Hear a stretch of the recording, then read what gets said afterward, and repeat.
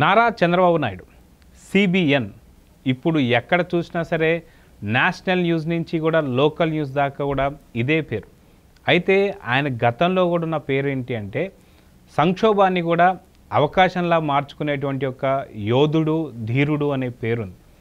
ఇప్పుడు మళ్ళీ కేంద్రం నుంచి ఇక్కడ లోకల్ వరకు కూడా ఆయన హెల్ప్ కావాలి, ఆయన సహాయం కావాలి అంటూ ఆఖరికి నరేంద్ర మోడీ కూడా ఫోన్ చేసి ఒక కీలక బాధ్యతలు అప్పచెప్పేటువంటి ఒక ప్రయత్నం. అయితే ఎందుకు నారా చంద్రబాబు నాయుడే ఎందుకు, మిగతా రాజకీయ నాయకులు ఎవరూ లేరా అనేది మనతో పాటు డిస్కస్ చేస్తానికి సీనియర్ జర్నలిస్ట్ కనకదుర్గ వడ్లమణి గారు ఉన్నారు.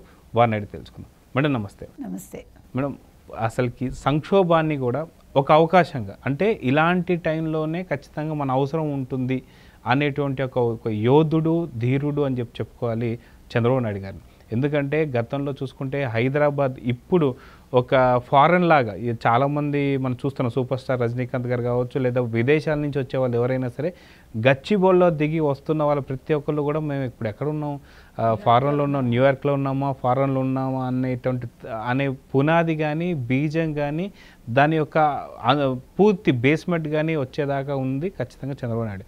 అది ఖచ్చితంగా ఇక టీఆర్ఎస్కి సంబంధించినటువంటి వాళ్ళు కూడా ఒప్పుకున్నటువంటి ఒక వాస్తవం మనం చూసాం.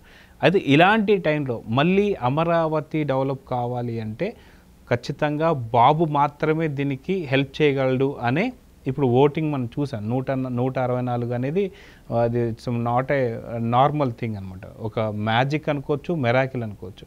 అసలు సిబిఎన్ గురించి సంక్షోభాన్ని కూడా అవకాశంలా తీసుకొని దాన్ని పూర్తిగా ఒక పువ్వులాగా విరపూచించే తట్టు ఉన్నటువంటి ఒక టాక్టిక్స్ అనేది బాబు దగ్గర ఉన్నాయి. బాబు గారి గురించి మీరు ఏం చెప్తారు? మీరు తీసుకుంటేనండి, అంటే 40 ఏళ్ల తెలుగుదేశం ప్రస్థానం, 40 ఏళ్ల ఆయన రాజకీయ ప్రస్థానంలో 95 అనేది ఒక మలుపు. ఆయన చాలామంది నెగిటివ్గా మాట్లాడతారు, కానీ ఆ రోజు హరికృష్ణ గారు అలా బయటకు వచ్చి ఆ రోజు బాబు గారు ఆగస్టులో ఆయన ముఖ్యమంత్రి అవ్వడం అనేది ఆంధ్రప్రదేశ్ ప్రజలు చేసుకున్న అదృష్టం నన్ను అడిగితే. అంటే నందమూరి తారక రామారావు గారి గురించి మనం ఏమీ తక్కువ చేసి ఎప్పుడు మాట్లాడాం. ఆయన స్థానం ఆయనదే. కాకపోతే లక్ష్మీ పార్వతి అనే వ్యక్తి ఆ రోజు కొన్ని కుట్రలు, కుతంత్రాలు చేస్తే వాటిని భగ్నం చేసే క్రమంలో హరికృష్ణ గారు బయటికి రావాల్సి వచ్చింది. తండ్రిని ఏమీ అనలేక పార్టీ కోసమని, తర్వాత కాపాడుకోవటం కోసం పార్టీని ఆయన బయటకు వచ్చారు. అప్పుడు చంద్రబాబు నాయుడు గారికి మొత్తం కుటుంబం అంతా వారికి సహకరించింది. వారిని ముఖ్యమంత్రిగా ఆ రోజు చేశారు. మరి ఇంకా చాలామంది ఉన్నారు కదా ఫ్యామిలీలో. దగ్గుబాటి వెంకటేశ్వరరావు గారు ఉన్నారు, హరికృష్ణ గారే ఉన్నారు, బాలకృష్ణ గారే ఉన్నారు. కానీ చంద్రబాబు నాయుడు గారిని ముఖ్యమంత్రిని చేశారు. ఎందుకంటే వీళ్ళందరూ కూడా వారిలో ఒక ఏమనాలి విజన్ చూసి ఉండొచ్చు, లేదు వారే సమర్థులు అని భావించి ఉండొచ్చు. ఎందుకంటే నందమూరి ఫ్యామిలీ చిన్నది కాదు కదండి. అయినా కూడా అందరూ ఒక మాట మీద ఏకతాటిగా వాళ్ళు వీరినే ఎన్నుకున్నారు. సో దాన్ని ఆయన ప్రూవ్ చేసుకున్నారు. 99 to 2003 మీరు తీసుకున్నారంటే మీకు వాజ్పేయి గవర్నమెంట్ వచ్చాక మనకి ఎలా డెవలప్ చేశారు ఆయన హైదరాబాద్ని. ఇక్కడ ఒక మెట్రో రావటం కావచ్చు, MMTS వచ్చింది, మీకు ఇక్కడ ఒక హైటెక్ సిటీ వచ్చింది. అంటే మీకు ఒక కొత్త హైదరాబాద్ అనేది ఆయన చేతుల్లో ఇలా మీరు ఇందాక వికసించింది అన్నారు, కరెక్ట్గా వికసించింది, ఆవిర్భవించింది. అంతవరకు హైదరాబాద్ అంటే పెద్ద ఎవడు పట్టించుకోవాలా. ఆ తర్వాత ఒక వైభవం వచ్చేసింది హైదరాబాద్కి. ఆ వైభవం ఎంతవరకు వెళ్ళిందంటే, అంటే అటు కేంద్రంలోనూ ఆయన చక్రం తిప్పారు, ఇటు రాష్ట్రంలోనూ ఆయన ఇక్కడ చక్రం తిప్పారు నన్ను అడిగితే. అందుకే కదా కేసీఆర్ గారు కూడా అన్నారు, ఇక్కడ హైదరాబాద్లో ఈరోజు ఒక ఎకరం కొనగలిగితే తెలంగాణలో, ఆంధ్రాలో మనం ఒక ఊరిని కొనొచ్చు అన్నాడు ఆయన. అంటే కోకాపేటలో చూసుకుంటే 100 కోట్లు ఒక ఊరు వచ్చేస్తుంది, ఒక ఊరు వస్తుంది. అంటే అది ఎవరి ప్రతిభ అండి? వీళ్ళు ఒప్పుకున్నా ఒప్పుకోకపోయినా అది చంద్రబాబు నాయుడు గారు. అంటే ఫస్ట్ ఒప్పుకోవడానికి హెసిటేట్ చేశారు, తర్వాత ఒప్పుకొని తీరాల్సి వచ్చింది. ఇటీవల కాలంలో మీరు ఒక వీడియో చూసారు, ఎవరిది, మన కేటీఆర్ గారిది. ఆయన ఏమన్నారండి, ఒకప్పుడు అసలు మన హైదరాబాద్ మెట్రో డెవలప్మెంటే కంటే కూడా అమరావతి చాలా పెద్దది, కానీ వాళ్ళు అభివృద్ధి పనులు అక్కడ ఆగిపోయాయి. అంటే ఎప్పటి నుంచి? 2019 నుంచి 24 లోపు. కాబట్టి మనం చేసుకోగలిగామన్నారు. అంటే జగన్మోహన్ రెడ్డి అక్కడ ఏమీ చేయలేదనే కదా. అంటే ఈ 5 years ఆంధ్రప్రదేశ్ అసలు ఎటువంటి అభివృద్ధి లేకుండా అట్టడుగు స్థాయికి వెళ్ళిపోయింది. ఇప్పుడు మళ్ళీ అలాంటి వైభవాన్ని తీసుకొచ్చే ఒక అవకాశాన్ని ప్రజలు చంద్రబాబు నాయుడు గారికి ఇచ్చారు. అంటే ఒక 164 సీట్లతో 45.6 ఎంతో వచ్చింది పర్సంటేజీ. అంటే చాలా హైయెస్ట్ అది. అంటే వారిని నమ్మి ఇచ్చారు. ఇచ్చినప్పుడు ఇప్పుడు ఏం జరిగిందంటే ఇప్పుడు ఆయన ఆంధ్రప్రదేశ్ని అభివృద్ధి చేయాలి, అక్కడ అన్ని రకాలుగా అన్నీ తీసుకురావాలి, అక్కడ ఐటీని స్థాపించాలి, పరిశ్రమలు తీసుకురావాలి, తర్వాత వైజాగ్ స్టీల్ ప్లాంట్ని సరిచేయాలి, కడప స్టీల్ ప్లాంట్ రావాలి, ఇట్లా పోలవరం పూర్తి చేయాలి, ఇంకా చాలా ఆయనకి మామూలుగా లేవు ఆయన ముందు సవాళ్ళు. ఈ నేపథ్యంలో మొన్న గెలవగానే మధ్యాహ్నమే మోదీ గారు ఫోన్ చేశారు, అమిత్ షా గారు ఫోన్ చేశారు, మీరు రావాలన్నారు, వీళ్ళని ప్రత్యేకంగా పిలిచారు, వెళ్ళారు, వెళ్తే మీరే కన్వీనర్గా ఉండాలన్నారు, ఉప ప్రధాని ఇస్తామన్నారు. కానీ అంటే ఈయన నేను మీతోటే ఉంటానని హామీ ఇచ్చారు. కానీ ఈరోజు ఒక సంక్షోభ సమయంలో అంటే బీజేపీకి తగినంత ఎప్పుడైతే సీట్లు రాలేదో 400 సీట్లు అనుకున్నారు వాళ్ళు, ఈరోజు 292 ఎన్నో వచ్చినట్టున్నాయి ఫైనల్గా. సో వీళ్ళ అవసరం ఎంతైనా ఉంది, ముఖ్యంగా చంద్రబాబు నాయుడు గారిది ఈరోజు. అంటే కాలం ఎలా మారుతుంది అసలు. ఒక 5 ఏళ్ల కాలం 2019 నుంచి 24 వరకు చంద్రబాబు నాయుడు గారిని ఎలా హింసించాలి, శారీరకంగా మానసికంగా ఆయన ఇబ్బంది పెట్టి తెలుగుదేశం పార్టీ అన్నది లేకుండా చెయ్యాలని కార్యకర్తల్ని తొక్కేసి చాలామందిని చంపేసి ఎవరు వైసీపీ వాళ్ళు అడుగడుగున ఆటంకాలు సృష్టించి చంద్రబాబు నాయుడు గారు ఇందాక చెప్పినట్టుగా ఒక ప్రెస్ మీట్లో భావ వ్యక్తీకరణ కుదరలేదు, భావస్వాతంత్రం లేదు, అంటే మాట్లాడడానికి లేదు, దేనికి స్వాతంత్రం లేకుండా చేసి ఆస్తులు హరించేసి ఇన్ని రకాలుగా ఇబ్బంది పెట్టి అసలు చంద్రబాబు నాయుడు గారు ఏమైపోతారు అనుకునేది అసలు. అంటే ఆయన జైల్లో పెట్టినప్పుడు వాటన్నింటినీ ఎదుర్కొని ఈరోజు మళ్ళా అసలు ఆయన చంద్రబాబు నాయుడు గారు ఒక యువకుడిలాగా ఆయన మళ్ళా లేచి అంటే కాలం బదులు చెప్తుందండి. ఇదే వైసీపీ వాళ్ళు, ఇదే జగన్మోహన్ రెడ్డి గారు ఆయన ఎంత ఇబ్బంది పెట్టారు, ముసలాడన్నారు, చంద్రబాబు అన్నారు, రెస్పెక్ట్ ఇవ్వలేదు. అదే జగన్మోహన్ రెడ్డి నిన్న చంద్రబాబు నాయుడు గారు, పవన్ కళ్యాణ్ గారు అంటూ గారు పెట్టి వాళ్ళకి అభినందనలు చెప్పారు.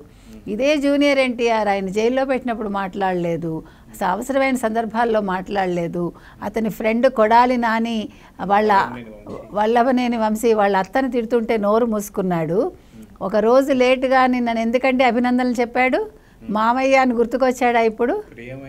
ప్రియమైన మావయ్య ఇప్పుడు గుర్తుకొచ్చాడా నీకు?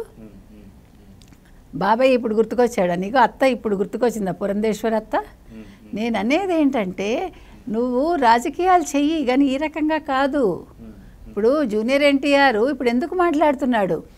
ఈరోజు సినిమా ఇండస్ట్రీ మొత్తం చంద్రబాబు నాయుడు గారి వైపు ఉందనా? ఈరోజు ఈవెన్ సినిమా వాళ్ళు ఆనందపడుతున్నారండి. ఇప్పుడు సినిమాలు చేస్తాము అని ముందుకు వస్తున్నారు. ఇప్పుడు అంటే ఒక స్తబ్దుగా ఉన్న ఒక సినిమా పరిశ్రమ ఈరోజు ఇట్లా పైకి లేచింది ఒక్క రోజులో. ప్రతి వాళ్ళు ముందుకు వస్తున్నారు, ప్రతి వాళ్ళు ఆనందపడుతున్నారు.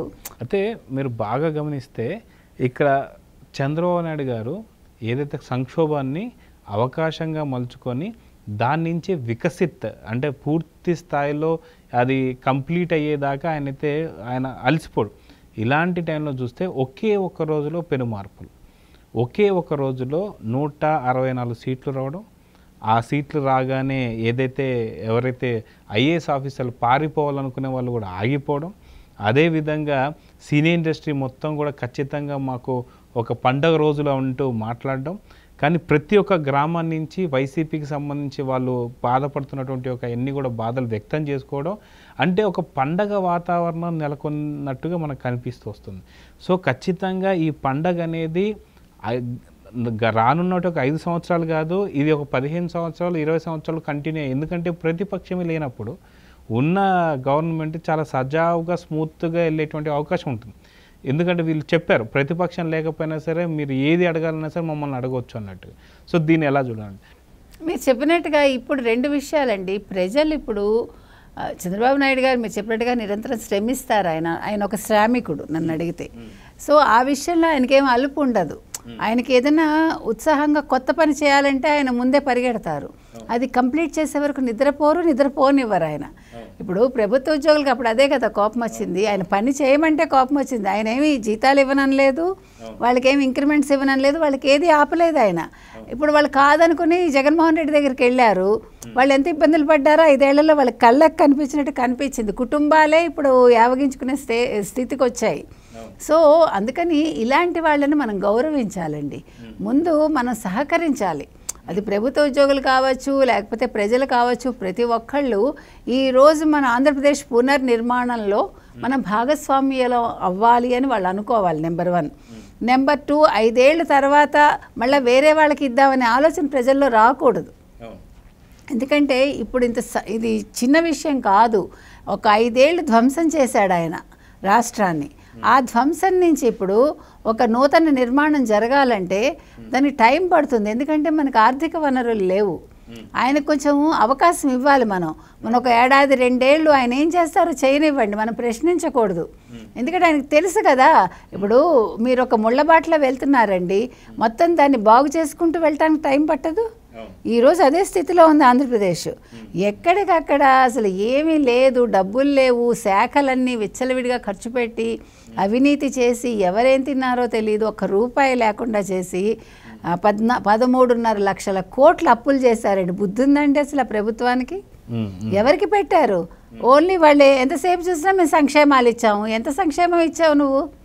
ఆ సంక్షేమంలోంచి నువ్వు ఎంత తిన్నావు నువ్వు? ఇప్పుడు ఇవన్నీ బయటికి రావాలి కదా. కాబట్టి మనం ఆంధ్రప్రదేశ్ ప్రజలకు ఏం చెప్తున్నామంటే, ఆయనకి అవకాశం ఇవ్వండి, మీకు మళ్ళీ పునర్నిర్మాణం చేస్తారు. అమరావతికి ఒక పూర్వ వైభవం వస్తుంది, ఆంధ్రప్రదేశ్కి ఒక గుర్తింపు వస్తుంది, తీసుకొస్తారు ఆయన. కాకపోతే 5 ఏళ్ల తర్వాత మీరు ఆగిపోకండి, ఆయనకి మళ్ళీ అవకాశాలు ఇస్తూ రండి. మీ పిల్లలు పెద్దవాళ్ళు అయ్యేసరికి మీరు ఒక అద్భుతమైన సిటీలో ఉంటారు, మీరు అద్భుతమైన ఒక నగరంలో ఉంటారు. హైదరాబాద్ని తలదన్నేలాగా ఆయన చేస్తారు. ఈ భయంతో కేసీఆర్ జగన్మోహన్ రెడ్డితో కలిసి కుమ్మక్కయ్యి ఆంధ్రప్రదేశ్ అభివృద్ధి జరగకుండా చేశాడు. జగన్మోహన్ రెడ్డి కూడా నాకెందుకు ఈ ఆంధ్రప్రదేశ్, నా ఆస్తులు ఇక్కడ లేవు అనుకున్నాడు. తాడేపల్లిలో ఒక ప్యాలెస్ కట్టుకున్నది ఆయన సొంత సొమ్ము కాదు. కాబట్టి ఆయనకి ఏం బాధ లేదు. కాబట్టి ఇది ప్రజలు గుర్తించి చంద్రబాబు నాయుడు గారికి ఒక అవకాశం ఇవ్వండి. ఆయన అటు దేశాన్ని ఉద్ధరిస్తాడు, ఆయన ఇటు రాష్ట్రాన్ని ఉద్ధరిస్తాడు. ఒకవేళ ఈ పాయింట్లో చాలా ర్యాపిడ్గా ఒక్క వర్డ్లో చెప్పాలంటే, మీరు చంద్రబాబు నాయుడు గారు కాకుండా ఇంకెవరన్నా పేరు తీసుకోగలదంటారు? ఇప్పుడైతే చెప్పలేను సార్, అసలు అది అసాధ్యం, ఊహించుకోవడానికి కూడా లేదు. అసాధ్యం, అది సుసాధ్యం చేసేది ఆయనే. సో చూద్దామని ఖచ్చితంగా నవ ఆంధ్రప్రదేశ్కి ఖచ్చితంగా ఈ రోజు నుంచి పునాదులు పడుతున్నాయి. ఆ పునాదుల మీద ఒక ప్రపంచం ఆశ్చర్యపోయేటువంటి ఒక నగరాన్ని, పట్టణాన్ని, లేదా పూర్తి ఆంధ్రప్రదేశ్ని కూడా నిర్మించాలని అయితే కోరుకుందాం. నమస్తే. తప్పకుండా.